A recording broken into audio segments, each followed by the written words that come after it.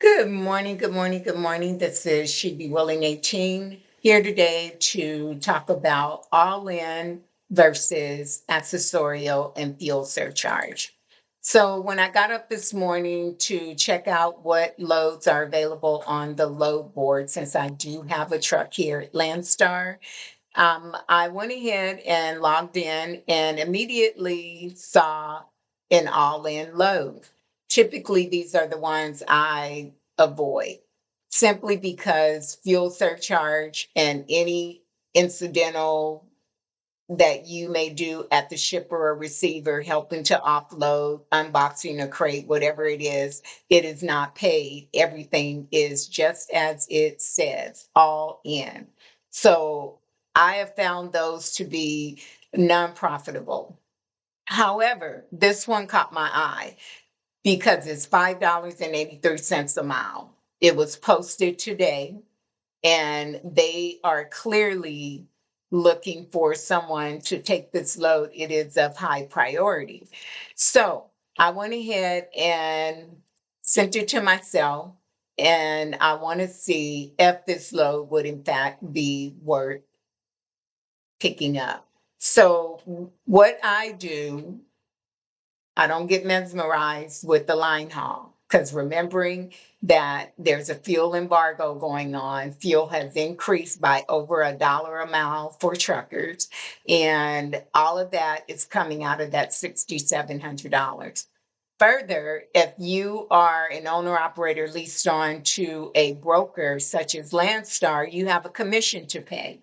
That is an expense.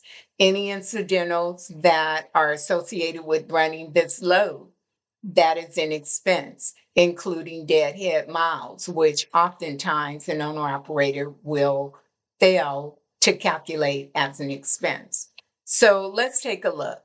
$6,700, and you divide that by the number of miles, which we're going to say 1205. We'll just say 1150 plus 5,500 deadhead miles in my case. That brings the load amount down to $5.56 a mile. Still not bad, right? So we'll put that on the back burner. And now we have to determine how much fuel will we actually use.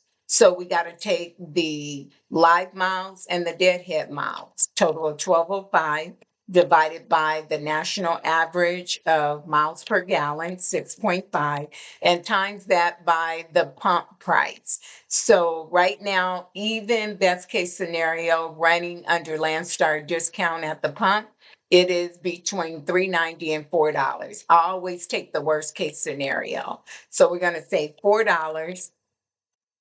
And now we're looking at $741.54 rounded up. So we know that that amount is what we're going to use in fuel.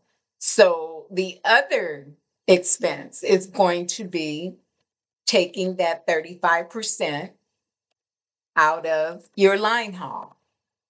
And so if you take that 35% out, it's 2,345. I just didn't put the decimals in there. So if you take 6,700 and minus 2,345, you're looking at $4,355. That is what you truly have to work with. So now you're wanting to figure out, like, what is your true profit?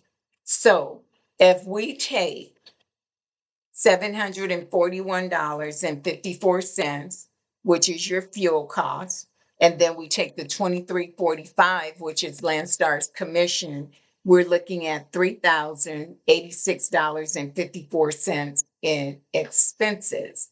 So if we take that 3,086.54 in expenses and divide that out by 1150, that's your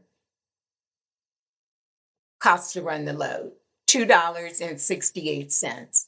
So you have $2.68 as your cost to run the load. So now we get down to the nitty gritty.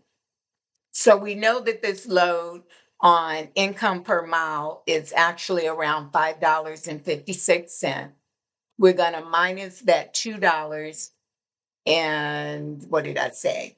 $2.68. And that is your net profit per mile. $2.88. So you see how $5.83 dwindled down to $2.88 with the quickness. That's not even including any food that you eat on the road, any mechanical issues that you incur on the highway, anything that may have to be done to the truck or at the shipper or receiver for your driver. This is what you have to work with. And this is why I say on all in loads, you have to really be careful. But in this case, I'm going to give this one a thumbs up because it is way above the $1.50 that I would require. And the IRS is 75.6 or 72.6 cents a mile that says that's where you should be before you actually enter a loss category. I don't agree with that. But 288, yes, that's a thumbs up. If someone took this load as an all-in, good job. This is She Be Willing 18. God bless and stay safe.